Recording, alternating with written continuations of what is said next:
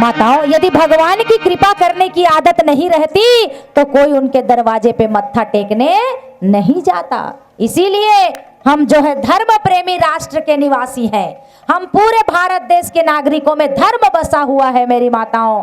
हम धार्मिक व्यक्ति कहलाते हैं। हमारे हृदय में प्रभु श्री राम बसते हैं। इसीलिए हम जो है रामचरितमानस की कथा को सुनते हैं।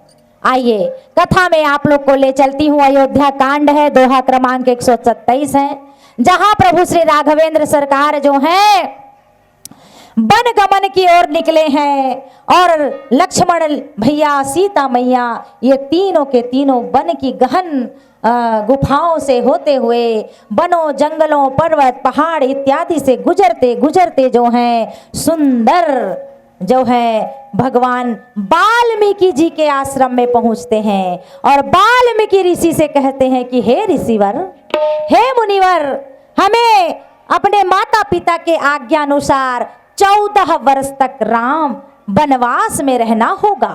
तो इसलिए प्रभु हमें कोई ठौर बताइए, कोई ठिकाना बताइए, कोई ऐसा जगह बताइए जहां पर जो है हम सुंदर घर बना करके रह सकें, निवास कर सकें। क्योंकि हर प्राणी का इस जगत में जो भी जन्म लिया है, कोई भी प्राणी हो, चाहे चींटी से लेकर हाथी तक, हर प्राणी को रात्रि अपना एक रैन बसेरा बनाना ही पड़ता है। और हम मनुष्य तो ऊंची जाति में गिने जाते हैं। समस्त पशुओं प्राणियों से सबसे ऊंची जाति मनुष्य की कही जाती है। इसलिए मनुष्य तो अपने रहने के लिए अनेक अनेक प्रकार के घर बनाते हैं। भगवान राघवेंद्र सरकार कहते हैं कि हे मुनिवर, हमें रहने के लिए एक पर्ण कुटिया का निर्माण करना है।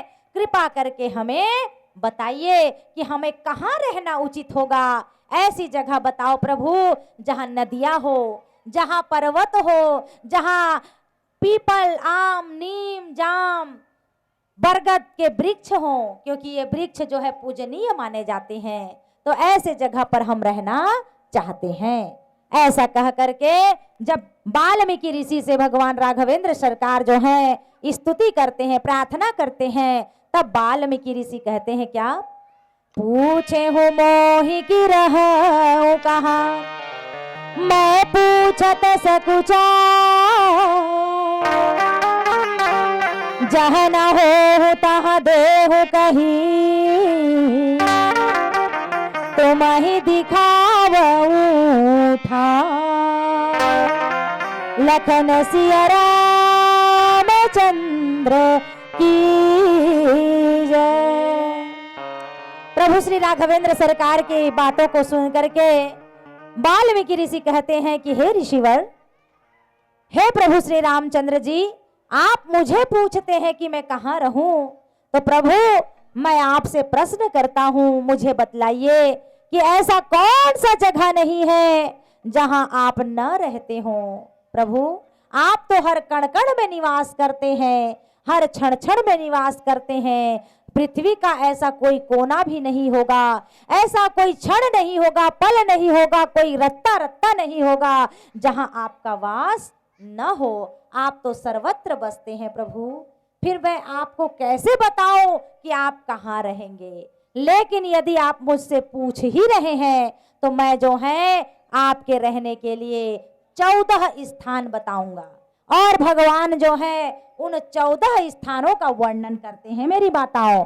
और वे 14 स्थान क्या हैं, आइए एक राघवेंद्र सरकार का प्यारा सा भजन हो जाए, उसके बाद जो है उन 14 स्थानों के बारे में हम आपसे चर्चा करेंगे। प्रेम से बोलिए लखन सिया रामचंद्र की। मानुष तन दुर्लभ है, देह न बारंबार,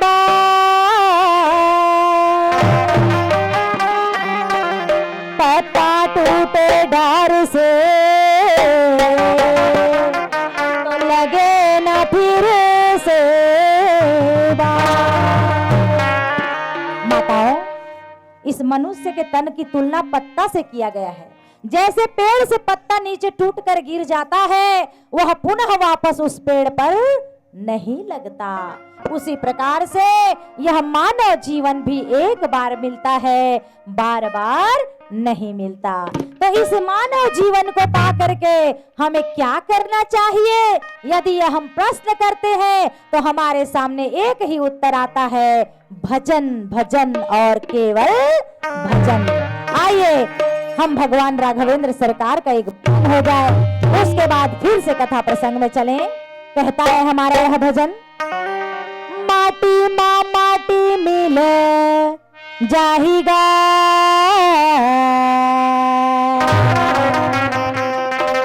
ये माटी के तेरे काया,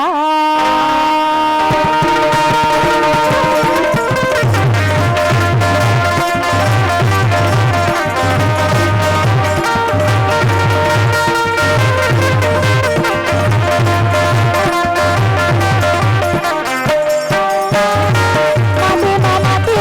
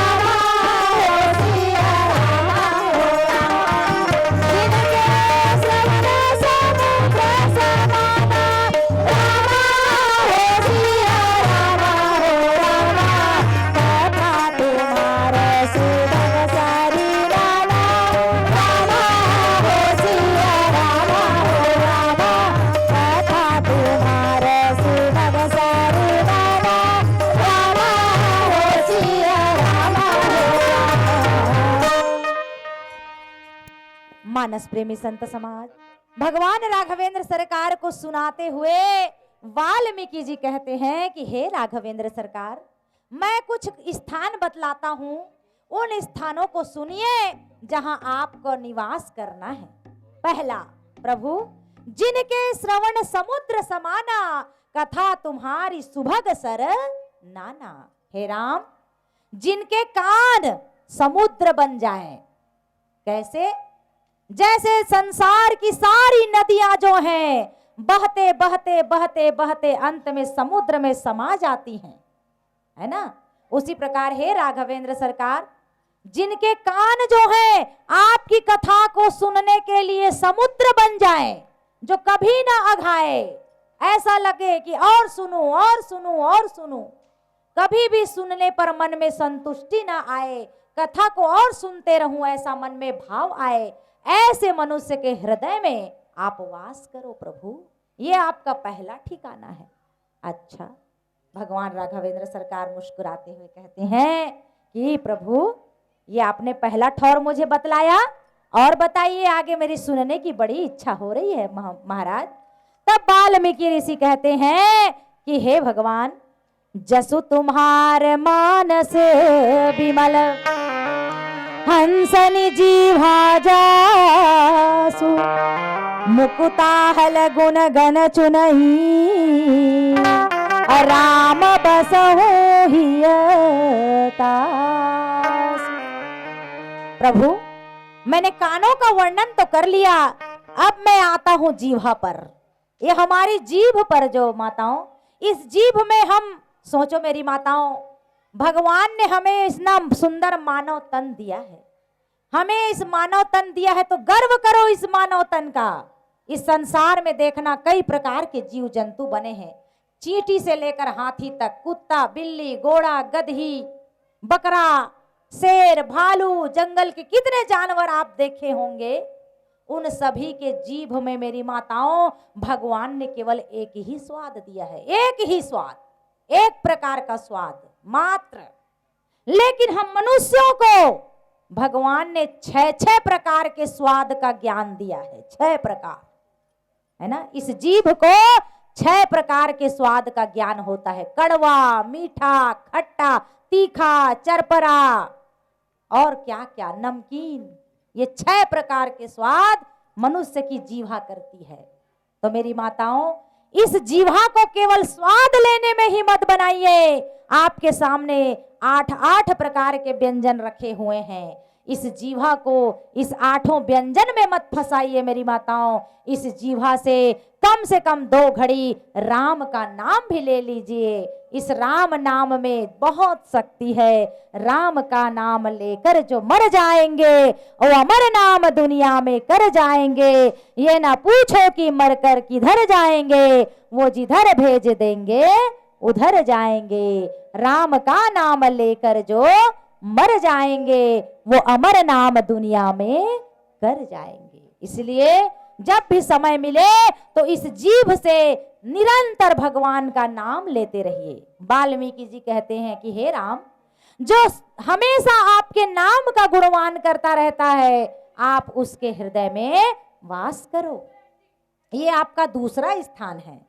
फिर भगवान जो है, कान हो गया, जीभ हो गया, नाक के बारे में कहते हैं कि जिस प्रकार से हमारी ये नाक जो है अच्छे और बुरे दोनों गंध को सूंघ लेती है, सूंघ कर बता देती है कि ये अच्छा है ये बुरा है, ऐसा करके। तो प्रभु, जो कोई भी भक्त आपकी कथा को सुनते सुनते मदमस्त होकर के, आनंद मग्न होकर के जो है आपके कथा में रत रहता है ना, जो भी भोजन करता है, कोई भी भोजन करता है, कोई भी वस्त्र धारण करता है, मकान बनवाता है ना, और कोई भी नया काम शुरू करता है या उस काम को करता है, तो उसको आपके चरणों में अर्पण करके करे कि प्रभु मेरा घर ये मेरा नहीं, ये आपका है। मैं आपके दिए हुए प्रसाद को सेवन कर रहा हूँ, आपके दिए हुए कपड़े को पहन रहा हूँ, आपके दिए हुए भोजन को ग्रहण कर रहा हूँ। ऐसी भावना रख करके जो भोग करता है, उपभोग करता है, ऐसे मनुष्य के हृदय में आप निवास करो। ये भगवान का तीसरा घर हो गया। आइए आगे भगवान श्री क्या कहते हैं। शीस नवाहि सुर गोरा द्विज देखी, प्रीति सहित करि विनयाभिषेक, करहि पकरहि राम पद पूजा, राम भरोसा हृदय नहीं दूजा, करन राम तीरथ चरि जाहि, राम बसहि दिन केरमा, नंदराज नित जपहि तुम्हारा, पूजहि तुम्हि सहित परिवारा, सर्वतम हो मकरहि विधि नारा, विप्रज नाहि देहि बहुधा।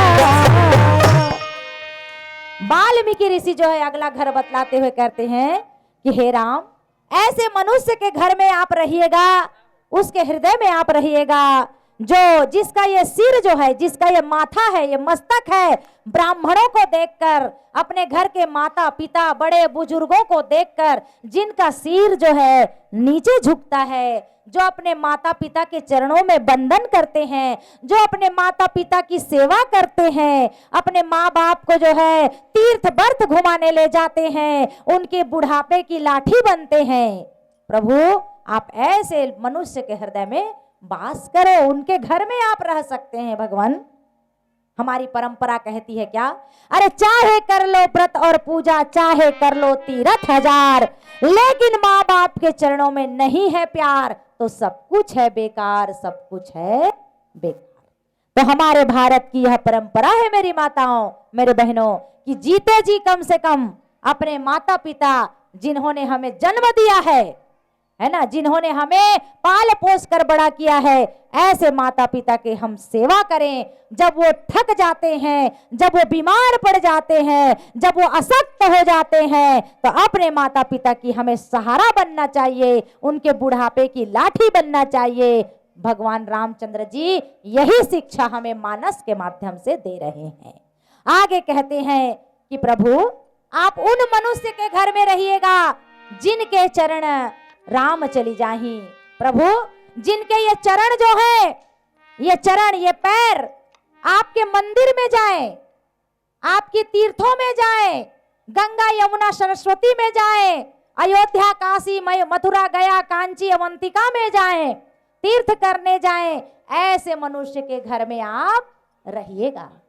कबीर दास जी ने भी कितना सुंदर गीत गाया है मेरी माताओं। क्या कहा है देखो, तूने अजब बनाया भगवान,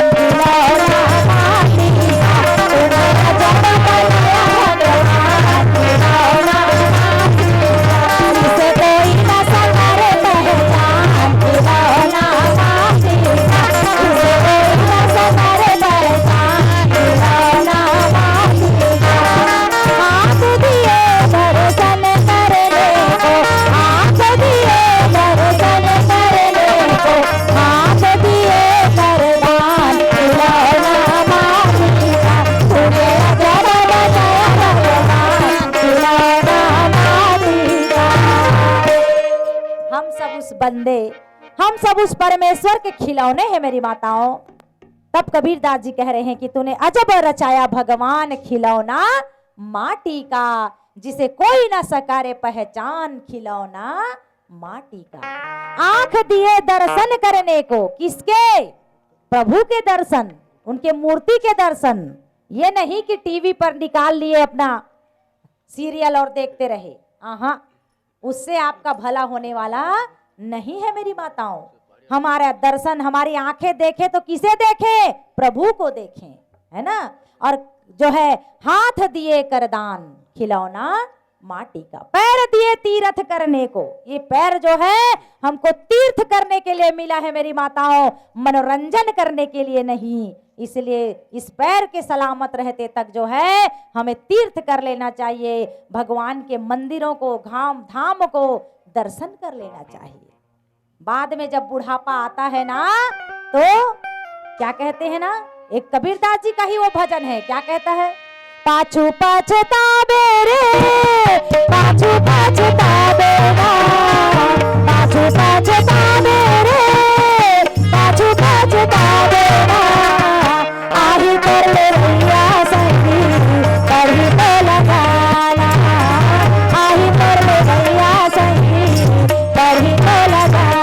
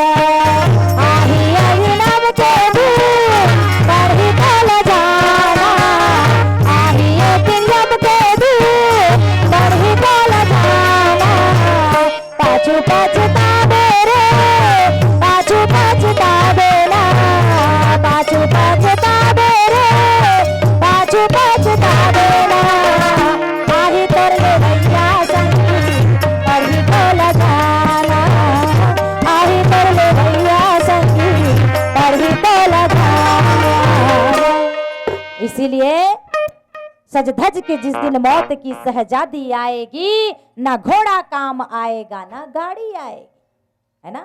हम में से कोई नहीं जानता कि हमें कब कहां कैसे मरना है। इसीलिए हरदम हमें भगवान के नाम को लेते रहना चाहिए। वाल्मीकि ऋषि इसी बात को कहते हुए कहते हैं कि हे राम, जिनके चरण तुम्हारे तीर्थों की ओर जाते हो, ऐसे व्यक्ति के घर में आप रहिएगा प्रभु। और जो अपने जीवा से नित्य प्रति मंत्र राज का जप करते रहते हो, मंत्र कौन सा मंत्र? राम नाम रूपी मंत्र।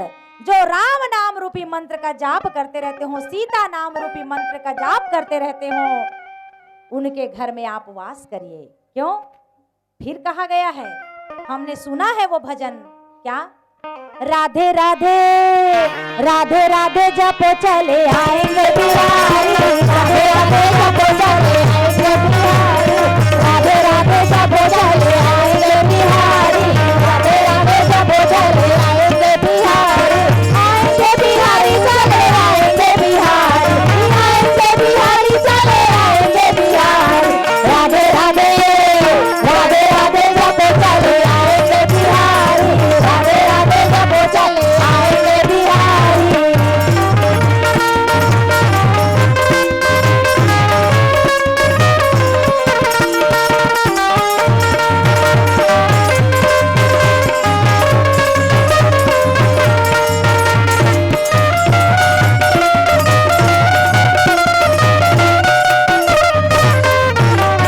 राधा रानी चंदा चकोर है बिहारी, राधा रानी चंदा चकोर है बिहारी, राधा रानी चंदा चकोर है बिहारी, राधा रानी चंदा चकोर है बिहारी, राधे राधे राधे राधे जपो चले आएंगे बिहारी, राधे राधे जपो चले आएंगे बिहारी, राधे राधे जपो चले आएंगे बिहारी, राधे राधे जपो चले आएंगे बिहारी। जब भी हम राधे राधे जपते हैं माताओं, तो भगवान श्री कृष्ण को अलग से बुलाना पड़ता नहीं है, वो श्री कृष्ण स्वयमेव खींचे चले आते हैं। उसी प्रकार जब हम सिया सिया कहते हैं ना, तो भगवान राम भी उसी सिया के साथ साथ चले आते हैं। जैसे यदि आप घर में गाय को ले आए, गाय को ले आए, पहले गाय पाला जाता था, तो गाय माता जब घर में प्रवेश करती थी ना, तो उसके साथ साथ बछड़ा भी प्रवेश करता था। बछड़े को अलग से लाने की जरूरत नहीं पड़ती थी। उसी प्रकार से यदि हम राधे राधे कहेंगे तो कृष्ण दौड़े आएंगे, सिया सिया कहेंगे तो राम दौड़े आएंगे। इसलिए इन दोनों में कोई तुलना नहीं है, कोई असमानता नहीं है। जग में सुंदर है दो नाम, चाहे कृष्ण कहो या राम। ये दोनों नाम सुंदर है मेरी माताओं, चाहे आप कृष्ण कहें चाहे आप राम कहें, ये दोनों नाम ही हमारे को भवसागर से पार करने वाले हैं। यदि हम इस भवसागर को एक सागर समझें, एक कुआं समझें, माताओं आपको मैं एक उदाहरण के माध्यम से समझा रही हूं। कैसे? पहले जमाने में कुआं हुआ करते थे, आप लोगों ने देखा होगा। अब हमारे पास कुआं नहीं है ना? पहले जमाने में कुआं हुआ करते थे और कुएं में खुदा न खास्ता यदि मेरी माताएं पानी भरती थी और बाल्टी कहीं गिर जाता था तो उसे निकालने के लिए एक सांकल लाना पड़ता था और वो सांकल में बहुत सारे ऐसे कटीले कटीले कांटे लगे रहते थे, कटीले कटीले कांटे, ताकि वो कांटे में से कोई भी एक कांटा में बाल्टी का जो अकोड़ा है वो फंस जाए और बाल्टी जो है निकल जाए। होता था ना? उसी प्रकार से आप समझ जाइए, ये भाव सागर रूपी समुद्र है, हम सब इसमें डूबे हुए बाल्टियां हैं, हम सब इसमें डूबे हुए बाल्टियां हैं। और हम यदि राम नाम का सहारा लेते हैं, कृष्ण नाम का सहारा लेते हैं, क्योंकि कृष्ण नाम में भी क में ऐसा कांटा लगा रहता है, ये वाला लगा रहता है ना। तो यदि हम राम और कृष्ण के नाम रूपी सहारा ले लेते हैं तो हम भी इस भव सागर से डूबे हुए बाल्टी की तरह ऊपर तर जाएंगे, इसमें कोई दो मत की बात नहीं है मेरी माताओं।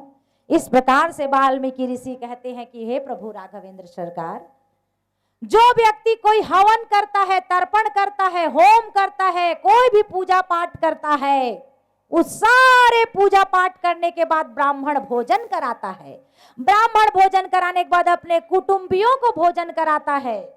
जैसे कि आज आप देख ही रहे हैं, हमारे आदरणीय जितेंद्र यादव जी के यहाँ गृह प्रतिष्ठा हुई है, उनके समस्त कुटुंबी आए हैं और उन्होंने भोजन प्रसादी भी पाया है। तो वाल्मीकि जी कहते हैं कि ये सब क्रिया कर करके जो बहु प्रकार से दान देता है, दान माने श्रम दान, विद्या दान, अन्न दान, धन दान, वस्त्र दान, इस सब प्रकार का दान होता है मेरी माताओं। यथाशक्ति जो दान देता है और अपने से अधिक अपने गुरुजनों की सेवा करे, तो ऐसे दानी व्यक्ति के घर में आपका वास हो प्रभु, ऐसा कह रहे हैं। भगवान किस प्रकार के घर में रहते हैं उसका वर्णन यहाँ पर हो रहा है। गुरुदेव वाल्मीकि जी कहते हैं कि राम जो अपने से पर ज्यादा अपने गुरु को माने, अपने गुरु की बहुत सेवा करे, गुरु की आज्ञा का पालन करे, उसके बात को कभी अवज्ञा न करे, अपने बड़े बुजुर्गों का सम्मान करे, ऐसे व्यक्ति के घर में आप सदा सदा वास करें। ये जो है वाल्मीकि जी राम भगवान को बतलाते हैं और क्या कहते हैं, सब कर मांग ही एक फल, राम चरण रति ने तिनके मन मंदिर बसहु, असिय रघुनंदन दे, लखन सिय राम चंद्र की जय।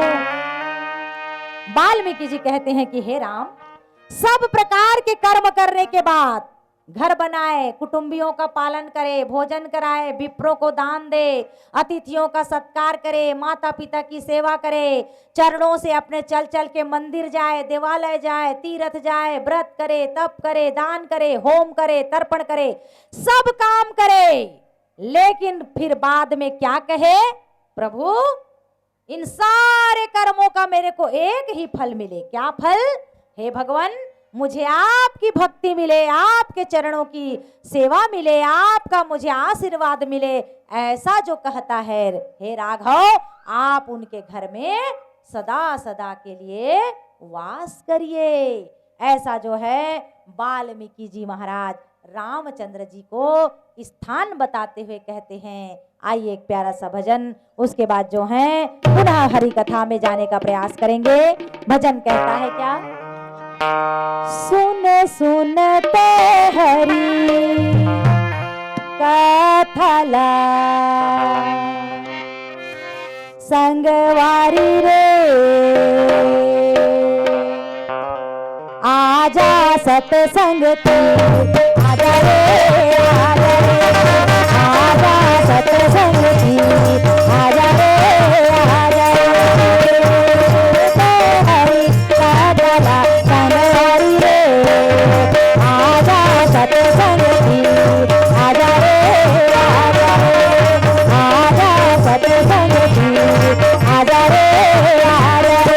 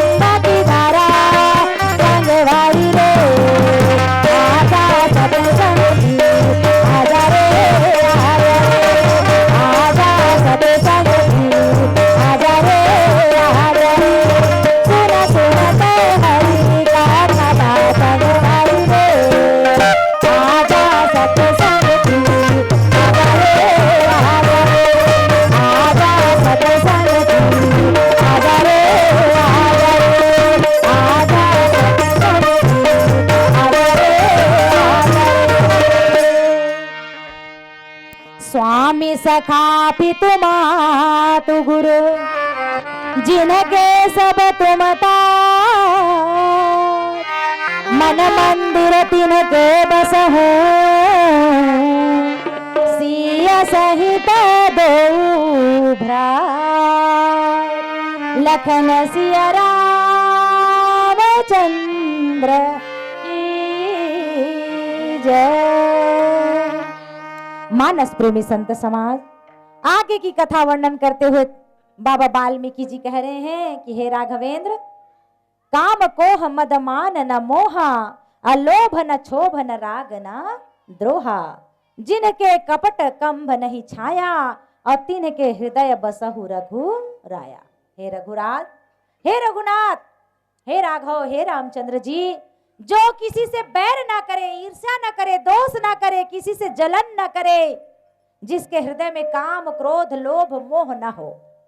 क्योंकि भगवान श्री कृष्ण गीता में भी कहते हैं कि क्रोधात भवति, जो है क्रोध से जो है बुद्धि विभ्रम हो जाता है। क्रोधात भवति सम्मोहः, सम्मोहात स्मृतिर्विभ्रमः, स्मृति भ्रंशात बुद्धिर्नाशो, और बुद्धिर्नाशात प्रणश्यति।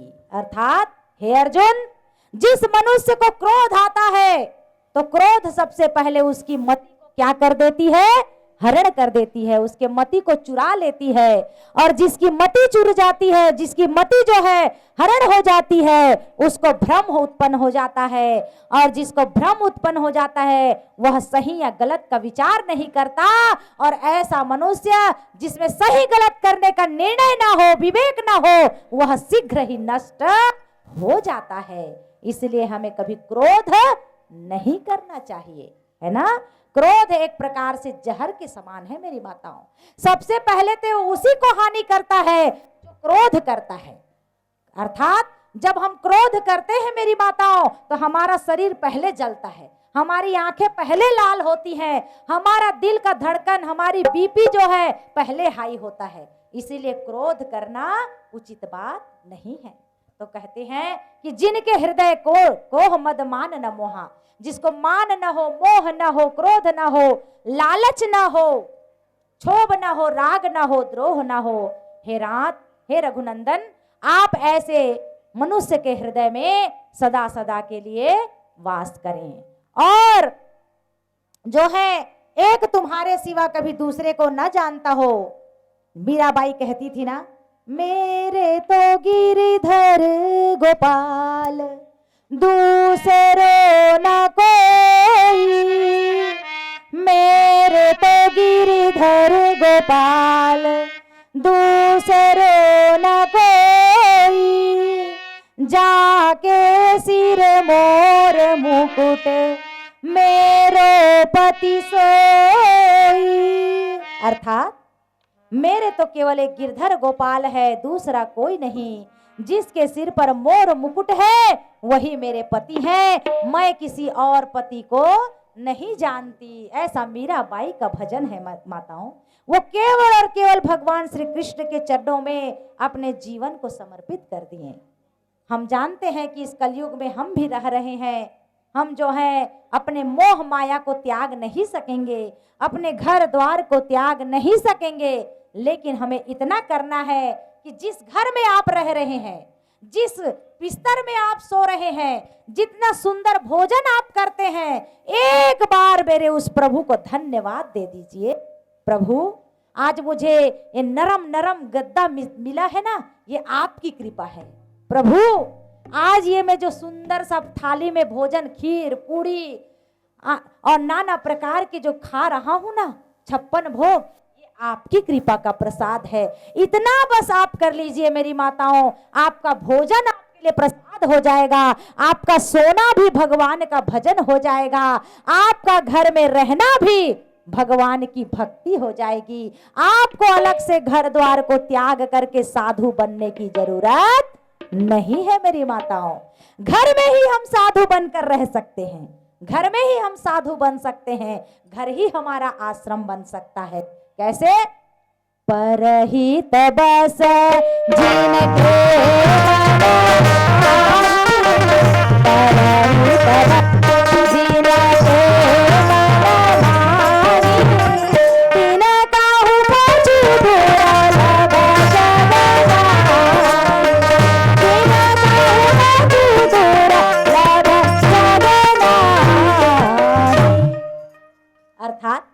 जिसके मन में परहित की भावना बसी हो, जो परोपकार में रत रहता हो, जो दूसरे की भलाई सोचता हो, ऐसा व्यक्ति घर में भी साधु के ही समान है। क्योंकि साधु लोग तो यही करते हैं ना, है ना। साधु लोग क्या करते हैं? साधु और संत महात्मा जो हैं वो दूसरों की भलाई के लिए ही जीते हैं। कहते हैं, बाबा कबीरदास जी ही कहते हैं, है ना, परोपकाराय दुहंति गावः परोपकाराय वहन्ति नद्यः परोपकाराय फलन्ति वृक्षाः परोपकाराय वदन्ति संतः। अर्थात नदी न संचय नीर, वृक्ष का बहुना फल भखे, नदी न संचय नीर, परहित कारणे साधुन धरा शरीर। जैसे आम का फल में आम फलता है, पपीते के फल में फल लगता है, तो क्या वो आम कहता है क्या कि एक फल मैं भी खा लूं? कभी नहीं खाता। वो किसके लिए फलता है? आपके लिए और हमारे लिए फलता है। हम उसके फल को खाते हैं। नदियां में पानी बहती है, नदियां में पानी बहती रहती है, लेकिन नदियां कहती है क्या मैं थोड़ा अपना प्यास बुझा लूं, मैं खुद पी जाऊं इस पानी को? ना, नाम भी कितना अच्छा है महात्माओं, महानुभाव बंधुओं, सुनिए, नदिया। अगर हम नदिया का विश्लेषण करें, न धन दिया, है ना, माने न दिया, लेकिन वो हमेशा देती है, हमेशा देती रहती है। क्या देती है? हमें जल देती है, हमारे फसलों को सींचती है, हमारे जीवन को चलाती है। उसका नाम है नदिया। नाम है ना दिया, लेकिन वो निरंतर देती रहती है, निरंतर देती रहती है। वृक्ष को देखो, फल हम हमारे लिए फलते हैं। गाय को देखो, दूध देती है, कभी उस दूध को स्वयं पीती नहीं, हम पीते हैं उस दूध को। उसी प्रकार हम मनुष्यों को भी सीखना चाहिए, हम मानवों को भी सीखना चाहिए कि जब प्रकृति में भगवान ने इस प्रकृति को बनाया, नदियां को जल देने के लिए बनाया, वृक्ष को फल देने के लिए बनाया, गाय को दूध देने के लिए बनाया, हम मनुष्य को भी एक दूसरे की सहायता करने के लिए बनाया, केवल अपना घर भरने के लिए नहीं बनाया, है ना। हमें भी अपने जीवन में कुछ न कुछ परोपकार का काम करना चाहिए, और यही असली पूंजी है। जैसे हम अपना बैंक बैलेंस बना कर रखते हैं, अपने बैंक में एक निश्चित बैलेंस बना कर रखते हैं, अगर वो बैलेंस कम हो जाता है तो हमारा खाता बंद होने का डर रहता है। उसी प्रकार इस पृथ्वी के खाते को, इस बैंक के खाते को तो खूब भरना हमने सीख लिया, लेकिन हमको परलोक का खाता भी भरना आना चाहिए। और परलोक का जो खाता है वो ये पैसे रुपए से नहीं भरने वाला है मेरी माताओं, वो तो केवल हमारे अच्छे कर्मों से भरेगा। हमारे किए हुए अच्छे कार्य, पुण्य कार्य, हमारे दान पुण्य, हमारे द्वारा किए गए जप तप व्रत होम दया धर्म परोपकार, इन कर्मों से हमारा जो है वो वाला खाता भरता है। इसलिए जब भी मौका मिले दान देने में ना चूकें, जब भी मौका मिले अच्छे कर्म करने में ना चूकें, जब भी मौका मिले अच्छी कथाएं सुनने में ना चूकें, क्योंकि आपके द्वारा बिताया गया ये पल, ये श्वास, ये समय आपके उस खाते में लिखा जा रहा है कि फलाने नाम के व्यक्ति ने फलाने दिन फलाने समय इतने बजे से इतने बजे तक भगवान की कथा सुनी, सत्संग सुना, अब इसके खाते में ये जमा हो गया। इस प्रकार से हमारा खाता वहां भी चल रहा है ना। तो इस प्रकार वाल्मीकि ऋषि जो हैं आगे श्री राघवेंद्र सरकार को कहते हैं, हे राम, जे हर सही पर संपत्ति देगी, जे हर सही पर संपत्ति देगी, दुखित होई पर विपत्ति बिसेगी, तुम्हि राम तुम प्राण प्यारे, तुम्हि राम तुम प्राण प्यारे,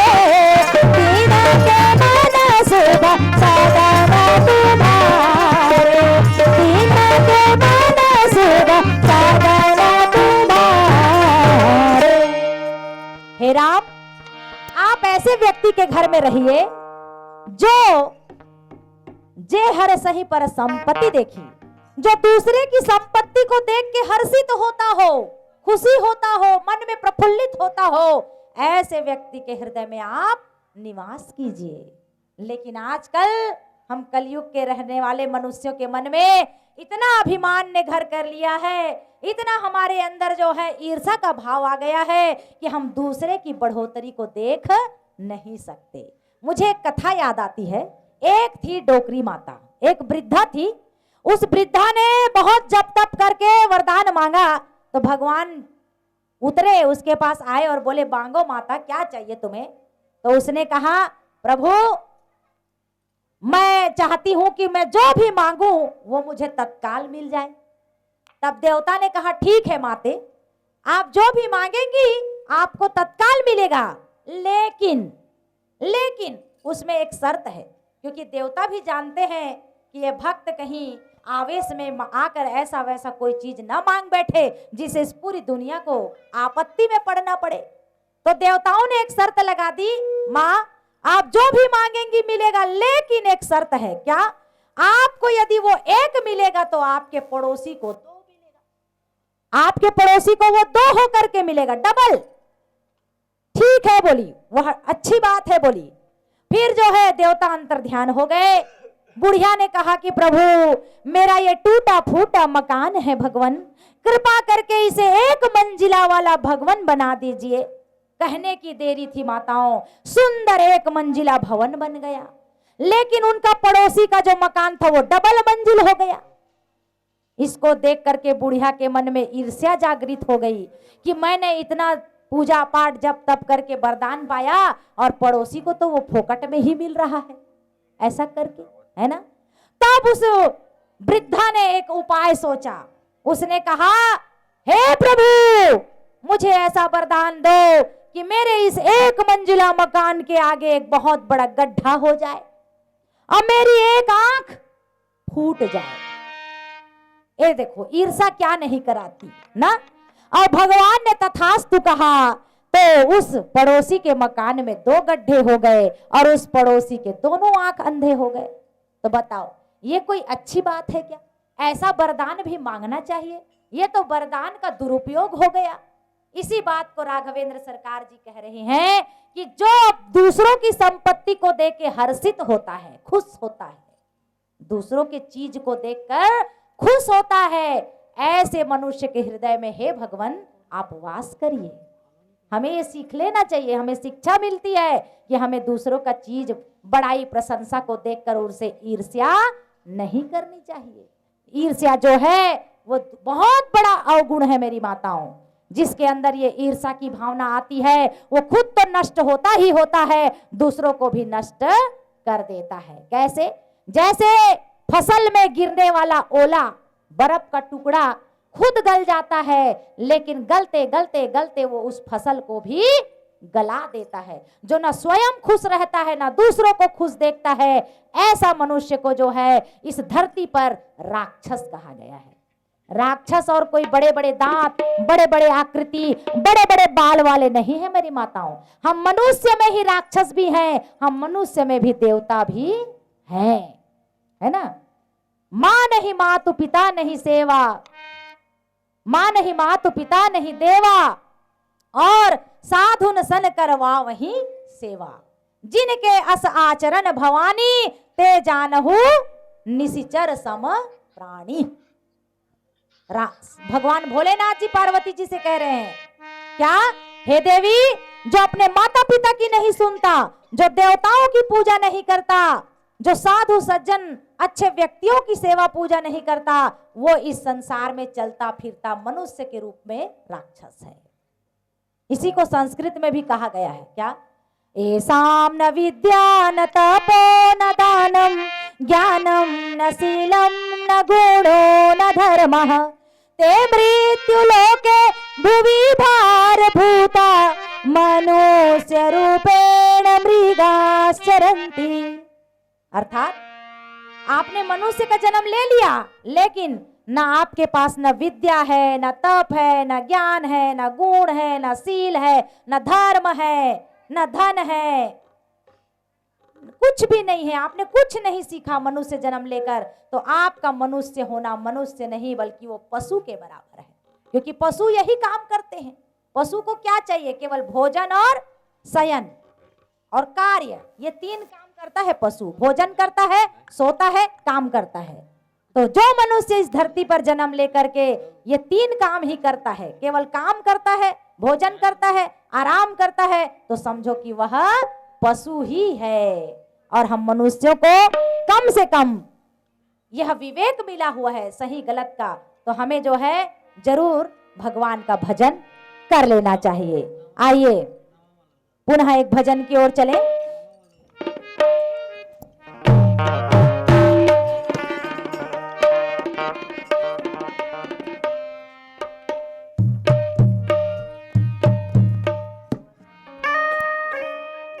चाहे कृष्ण कहो या राम, ये दोनों नाम सुंदर है मेरी माताओं। चाहे आप कृष्ण कहें, चाहे आप राम कहें, ये दोनों नाम ही हमारे को भवसागर से पार करने वाले हैं। यदि हम इस भवसागर को एक सागर समझें, एक कुआं समझें, माताओं आपको मैं एक उदाहरण के माध्यम से समझा रही हूँ। कैसे? पहले जमाने में कुआं हुआ करते थे, आप लोगों ने देखा होगा। अब हमारे पास कुआं नहीं है, है ना। पहले जमाने में कुआं हुआ करते थे, और कुएं में खुदा न खास्ता यदि मेरी माताएं पानी भरती थी और बाल्टी कहीं गिर जाता था, तो उसे निकालने के लिए एक सांकल लाना पड़ता था, और वो सांकल में बहुत सारे ऐसे कटीले कटीले कांटे लगे रहते थे। कटीले कटीले कांटे, ताकि वो कांटे में से कोई भी एक कांटा में बाल्टी का जो अकोड़ा है वो फंस जाए और बाल्टी जो है निकल जाए। होता था ना, उसी प्रकार से आप समझ जाइए ये भव सागर रूपी समुद्र है, हम सब इसमें डूबे हुए बाल्टियां हैं, हम सब इसमें डूबे हुए बाल्टियां हैं। और हम यदि राम नाम का सहारा लेते हैं, कृष्ण नाम का सहारा लेते हैं, क्योंकि कृष्ण नाम में भी क में ऐसा कांटा लगा रहता है, ये वाला लगा रहता है ना। तो यदि हम राम और कृष्ण के नाम रूपी सहारा ले लेते हैं तो हम भी इस भव सागर से डूबे हुए बाल्टी की तरह ऊपर तर जाएंगे, इसमें कोई दो मत की बात नहीं है मेरी माताओं। इस प्रकार से वाल्मीकि ऋषि कहते हैं कि हे प्रभु राघवेंद्र सरकार, जो व्यक्ति कोई हवन करता है, तर्पण करता है, होम करता है, कोई भी पूजा पाठ करता है, उस सारे पूजा पाठ करने के बाद ब्राह्मण भोजन कराता है, ब्राह्मण भोजन कराने के बाद अपने कुटुंबियों को भोजन कराता है। जैसे कि आज आप देख ही रहे हैं, हमारे आदरणीय जितेंद्र यादव जी के यहाँ गृह प्रतिष्ठा हुई है, उनके समस्त कुटुंबी आए हैं और उन्होंने भोजन प्रसादी भी पाया है। तो वाल्मीकि जी कहते हैं कि ये सब क्रिया कर करके जो बहु प्रकार से दान देता है, दान माने श्रम दान, विद्या दान, अन्न दान, धन दान, वस्त्र दान, इस सब प्रकार का दान होता है मेरी माताओं। यथाशक्ति जो दान देता है और अपने से अधिक अपने गुरुजनों की सेवा करे, तो ऐसे दानी व्यक्ति के घर में आपका वास हो प्रभु, ऐसा कह रहे हैं। भगवान किस प्रकार के घर में रहते हैं उसका वर्णन यहाँ पर हो रहा है।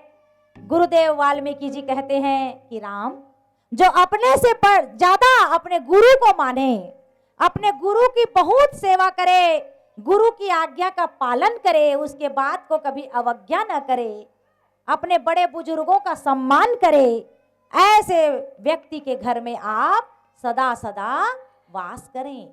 ये जो है वाल्मीकि जी राम भगवान को बतलाते हैं और क्या कहते हैं, सब कर मांग ही एक फल, राम चरण रति ले,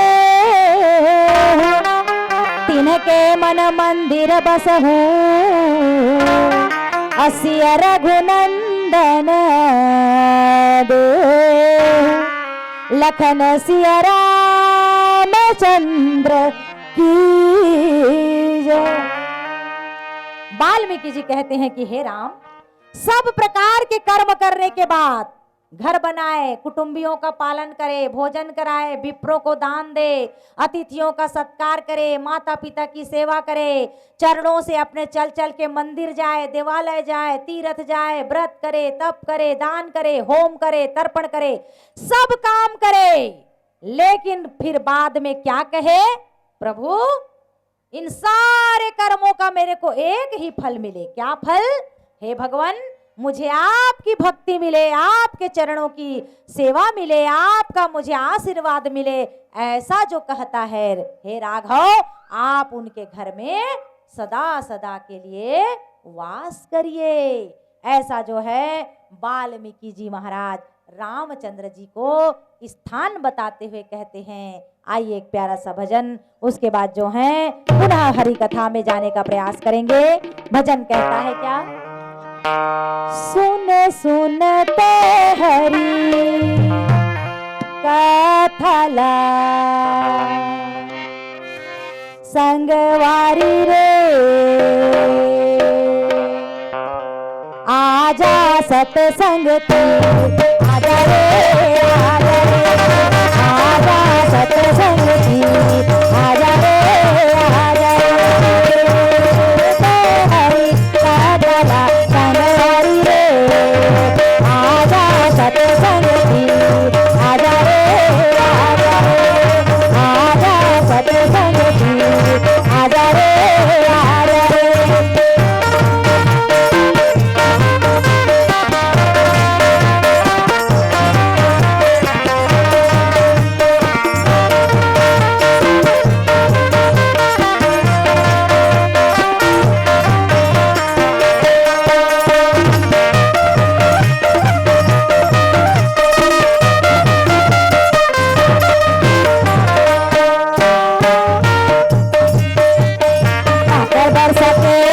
झल्ला काकर बन सकेला तो गल्ला कहाँ गले जावे तेरा मेरे होने संगा मारे के मेरा काले के जावे तेरा संगा ए तन है माटी के बेला ये तन है माटी के बेला संग हरी रे आजा सत संग आजा रे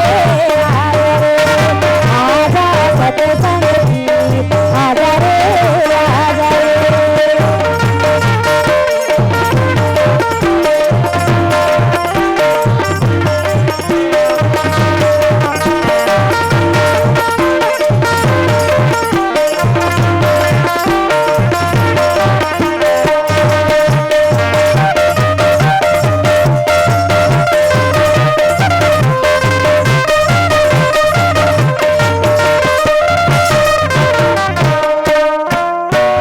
कहाँ पे जावे तीरथ में कहाँ पे जावे सत्संग माया के तह डुबकी लगा ले सत्संग माया के तह डुबकी लगा ले यहाँ बहतावे गंगा की धारा यहाँ बहतावे गंगा की धारा रंगवारी रे आजा सत्संग आजा रे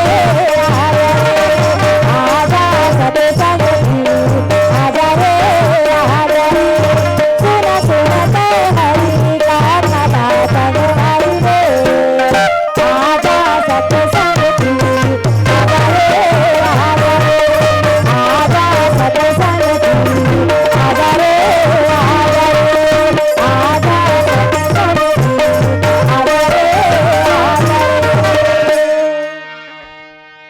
स्वामी सखा पितु मातु गुरु जिनके सब तुम मन मंदिर तिनके बस हो सिया सहित दो लखन सिया रामचंद्र की जय। मानस प्रेमी संत समाज आगे की कथा वर्णन करते हुए बाबा वाल्मीकि जी कह रहे हैं कि हे राघवेंद्र, काम कोह मद मान न मोहा, अलोभ न क्षोभ न राग न द्रोहा, जिनके कपट कंभ नहीं छाया, और तिनके हृदय बसहु रघुराया। हे रघुराज, हे रघुनाथ, हे राघव, हे रामचंद्र जी, जो किसी से बैर ना करे, ईर्ष्या ना करे, दोष ना करे, किसी से जलन ना करे, जिसके हृदय में काम क्रोध लोभ मोह ना हो।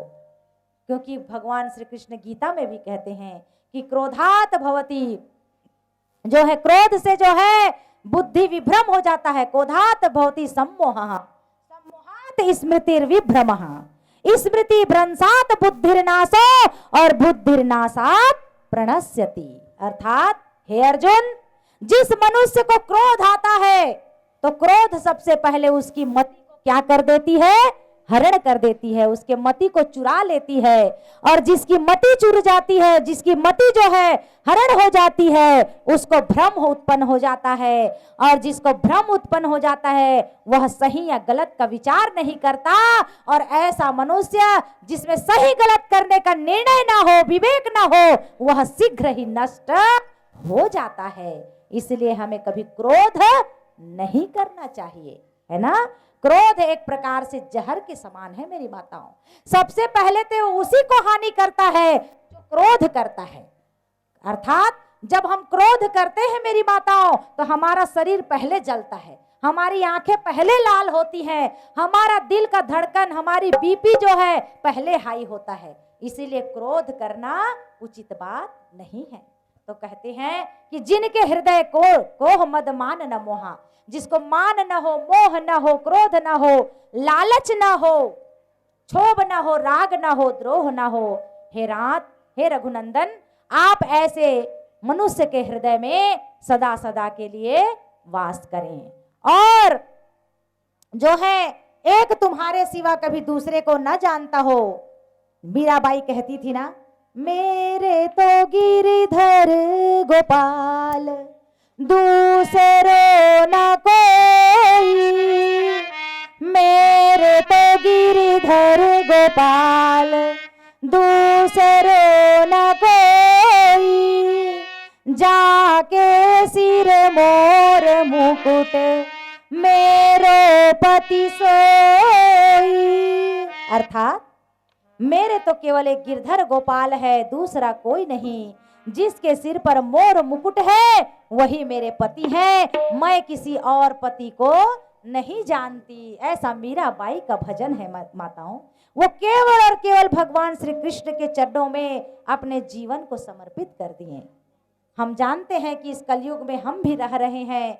हम जो है अपने मोह माया को त्याग नहीं सकेंगे, अपने घर द्वार को त्याग नहीं सकेंगे, लेकिन हमें इतना करना है कि जिस घर में आप रह रहे हैं, जिस बिस्तर में आप सो रहे हैं, जितना सुंदर भोजन आप करते हैं, एक बार मेरे उस प्रभु को धन्यवाद दे दीजिए। प्रभु, आज मुझे ये नरम नरम गद्दा मिला है ना, ये आपकी कृपा है। प्रभु, आज ये मैं जो सुंदर सा थाली में भोजन, खीर पूड़ी और नाना प्रकार के जो खा रहा हूं ना, 56 भोग, ये आपकी कृपा का प्रसाद है। इतना बस आप कर लीजिए मेरी माताओं, आपका भोजन आपके लिए प्रसाद हो जाएगा, आपका सोना भी भगवान का भजन हो जाएगा, आपका घर में रहना भी भगवान की भक्ति हो जाएगी। आपको अलग से घर द्वार को त्याग करके साधु बनने की जरूरत नहीं है मेरी माताओं।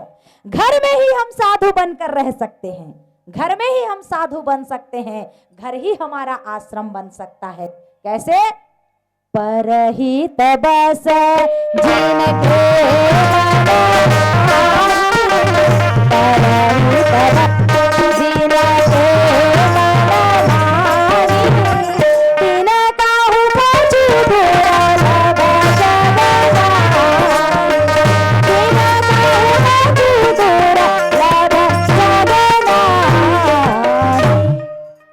अर्थात जिसके मन में परहित की भावना बसी हो, जो परोपकार में रत रहता हो, जो दूसरे की भलाई सोचता हो, ऐसा व्यक्ति घर में भी साधु के ही समान है। क्योंकि साधु लोग तो यही करते हैं ना, है ना। साधु लोग क्या करते हैं? साधु और संत महात्मा जो हैं वो दूसरों की भलाई के लिए ही जीते हैं। कहते हैं, बाबा कबीरदास जी ही कहते हैं, है ना, परोपकाराय दुहंति गावः, परोपकाराय वहन्ति नद्यः, परोपकाराय फलन्ति वृक्षाः, परोपकाराय वदन्ति संतः। अर्थात नदी न संचय नीर, वृक्ष का बहुना फल भखे, नदी न संचय नीर, परहित कारणे साधुन धरा शरीर। जैसे आम का फल में आम फलता है, पपीते के फल में फल लगता है, तो क्या वो आम कहता है क्या कि एक फल मैं भी खा लूं? कभी नहीं खाता। वो किसके लिए फलता है? आपके लिए और हमारे लिए फलता है। हम उसके फल को खाते हैं। नदियां में पानी बहती है, नदियां में पानी बहती रहती है, लेकिन नदियां कहती है क्या मैं थोड़ा अपना प्यास बुझा लूं, मैं खुद पी जाऊं इस पानी को?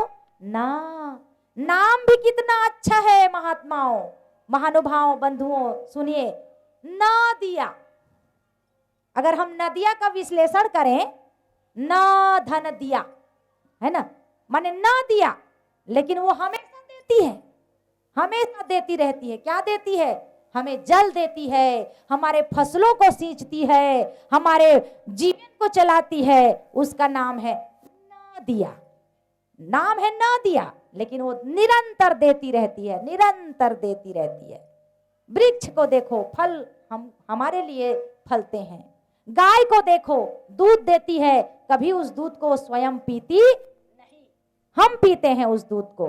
उसी प्रकार हम मनुष्यों को भी सीखना चाहिए, हम मानवों को भी सीखना चाहिए कि जब प्रकृति में भगवान ने इस प्रकृति को बनाया, नदिया को जल देने के लिए बनाया, वृक्ष को फल देने के लिए बनाया, गाय को दूध देने के लिए बनाया, हम मनुष्य को भी एक दूसरे की सहायता करने के लिए बनाया, केवल अपना घर भरने के लिए नहीं बनाया, है ना। हमें भी अपने जीवन में कुछ न कुछ परोपकार का काम करना चाहिए, और यही असली पूंजी है।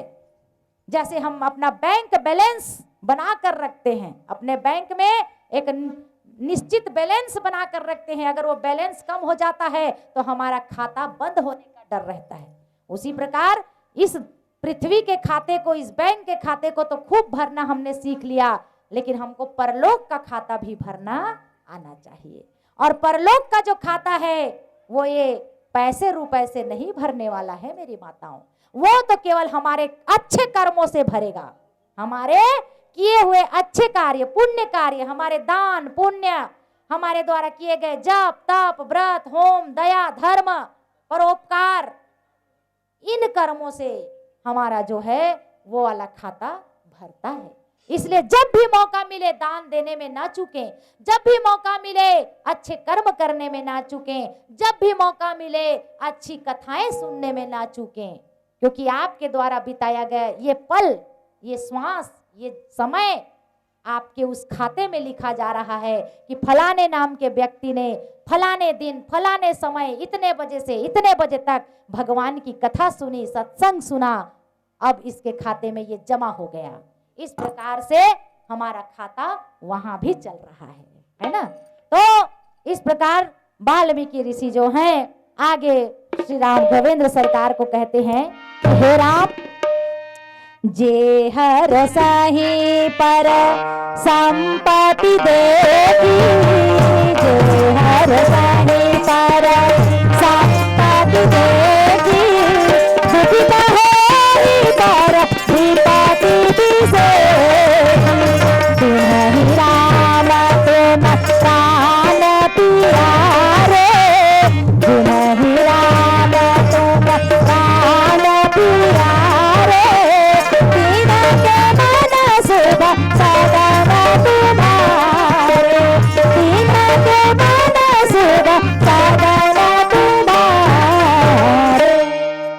हे राम, आप ऐसे व्यक्ति के घर में रहिए जो जे हर सही पर संपत्ति देखी, जो दूसरे की संपत्ति को देख के हर्षित होता हो, खुशी होता हो, मन में प्रफुल्लित होता हो, ऐसे व्यक्ति के हृदय में आप निवास कीजिए। लेकिन आजकल हम कलयुग के रहने वाले मनुष्यों के मन में इतना अभिमान ने घर कर लिया है, इतना हमारे अंदर जो है ईर्ष्या का भाव आ गया है कि हम दूसरे की बढ़ोतरी को देख नहीं सकते। मुझे एक कथा याद आती है। एक थी डोकरी माता, एक वृद्धा थी। उस वृद्धा ने बहुत जप तप करके वरदान मांगा तो भगवान उतरे उसके पास, आए और बोले, मांगो माता, क्या चाहिए तुम्हें? तो उसने कहा, प्रभु मैं चाहती हूं कि मैं जो भी मांगू वो मुझे तत्काल मिल जाए। तब देवता ने कहा, ठीक है माते, आप जो भी मांगेंगी आपको तत्काल मिलेगा, लेकिन उसमें एक शर्त है, क्योंकि देवता भी जानते हैं कि ये भक्त कहीं आवेश में आकर ऐसा वैसा कोई चीज ना मांग बैठे जिसे इस पूरी दुनिया को आपत्ति में पड़ना पड़े। तो देवताओं ने एक शर्त लगा दी, माँ आप जो भी मांगेंगी मिलेगा, लेकिन एक शर्त है। क्या? आपको यदि वो एक मिलेगा तो आपके पड़ोसी को दो मिलेगा, आपके पड़ोसी को वो दो होकर के मिलेगा, डबल। ठीक है बोली, वह अच्छी बात है बोली। फिर जो है देवता अंतर ध्यान हो गए। बुढ़िया ने कहा कि प्रभु मेरा ये टूटा फूटा मकान है भगवान, कृपा करके इसे एक मंजिला वाला भवन बना दीजिए। कहने की देरी थी माताओं, सुंदर एक मंजिला भवन बन गया, लेकिन उनका पड़ोसी का जो मकान था वो डबल मंजिल हो गया। इसको देख करके बुढ़िया के मन में ईर्ष्या जागृत हो गई कि मैंने इतना पूजा पाठ जप तप करके वरदान पाया और पड़ोसी को तो वो फोकट में ही मिल रहा है, ऐसा करके, है ना। तब उस वृद्धा ने एक उपाय सोचा। उसने कहा, हे प्रभु मुझे ऐसा वरदान दो कि मेरे इस एक मंजिला मकान के आगे एक बहुत बड़ा गड्ढा हो जाए और मेरी एक आंख फूट जाए। ये देखो ईर्ष्या क्या नहीं कराती ना। और भगवान ने तथास्तु कहा तो उस पड़ोसी के मकान में दो गड्ढे हो गए और उस पड़ोसी के दोनों आंख अंधे हो गए। तो बताओ ये कोई अच्छी बात है क्या? ऐसा वरदान भी मांगना चाहिए? ये तो वरदान का दुरुपयोग हो गया। इसी बात को राघवेंद्र सरकार जी कह रहे हैं कि जो दूसरों की संपत्ति को देख के हर्षित होता है, खुश होता है, दूसरों के चीज को देखकर खुश होता है, ऐसे मनुष्य के हृदय में हे भगवान आप वास करिए। हमें ये सीख लेना चाहिए, हमें शिक्षा मिलती है कि हमें दूसरों का चीज, बड़ाई, प्रशंसा को देखकर उनसे ईर्ष्या नहीं करनी चाहिए। ईर्ष्या जो है वो बहुत बड़ा अवगुण है मेरी माताओं। जिसके अंदर ये ईर्ष्या की भावना आती है वो खुद तो नष्ट होता ही होता है, दूसरों को भी नष्ट कर देता है। कैसे? जैसे फसल में गिरने वाला ओला, बर्फ का टुकड़ा खुद गल जाता है, लेकिन गलते गलते गलते वो उस फसल को भी गला देता है। जो ना स्वयं खुश रहता है ना दूसरों को खुश देखता है, ऐसा मनुष्य को जो है इस धरती पर राक्षस कहा गया है।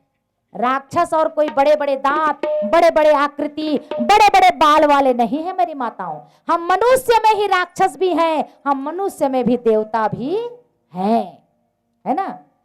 मां नहीं मातु पिता नहीं सेवा, मां नहीं मातु पिता नहीं देवा, और साधुन सन करवा वही सेवा। जिनके अस आचरण भवानी, ते जानहु निशिचर सम प्राणी। भगवान भोलेनाथ जी पार्वती जी से कह रहे हैं क्या? हे देवी, जो अपने माता पिता की नहीं सुनता, जो देवताओं की पूजा नहीं करता, जो साधु सज्जन अच्छे व्यक्तियों की सेवा पूजा नहीं करता, वो इस संसार में चलता फिरता मनुष्य के रूप में राक्षस है। इसी को संस्कृत में भी कहा गया है क्या? एसाम न विद्या न तपो न दानम ज्ञानम न शीलम न गुणो न धर्मः, ते मृत्यु लोके भुवि भार भूता मनुष्य रूपेण मृगाश्चरन्ति। अर्थात आपने मनुष्य का जन्म ले लिया, लेकिन ना आपके पास न विद्या है, न तप है, न ज्ञान है, न गुण है, न शील है, न धर्म है, न धन है, कुछ भी नहीं है। आपने कुछ नहीं सीखा मनुष्य जन्म लेकर, तो आपका मनुष्य होना मनुष्य नहीं बल्कि वो पशु के बराबर है। क्योंकि पशु यही काम करते हैं। पशु को क्या चाहिए? केवल भोजन और शयन और कार्य, ये तीन काम करता है पशु। भोजन करता है, सोता है, काम करता है। तो जो मनुष्य इस धरती पर जन्म लेकर के ये तीन काम ही करता है, केवल काम करता है, भोजन करता है, आराम करता है, तो समझो कि वह पशु ही है। और हम मनुष्यों को कम से कम यह विवेक मिला हुआ है सही गलत का, तो हमें जो है जरूर भगवान का भजन कर लेना चाहिए। आइए पुनः एक भजन की ओर चलें।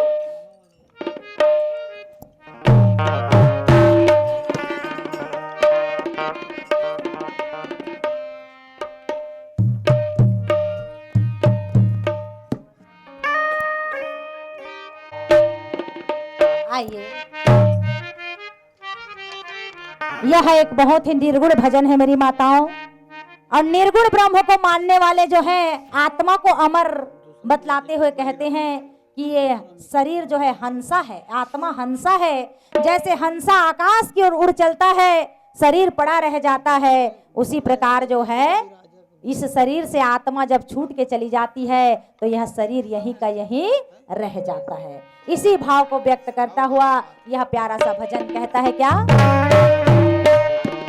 एक दिन पाले सुआ उड़ जाएंगे, एक दिन पाले सुआ उड़ जाएंगे, एक दिन पाले सुआ उड़ जाएंगे, एक दिन पाले सुआ उड़ जाएंगे, सुआ उड़ जाएंगे, सुआ उड़ जाएंगे, सुआ उड़ जाएंगे, सुआ उड़ जाएंगे, सुआ उड़ जाएंगे, सुआ उड़ जाएंगे, सुआ उड़ जाएंगे, सुआ उड़ जाएंगे।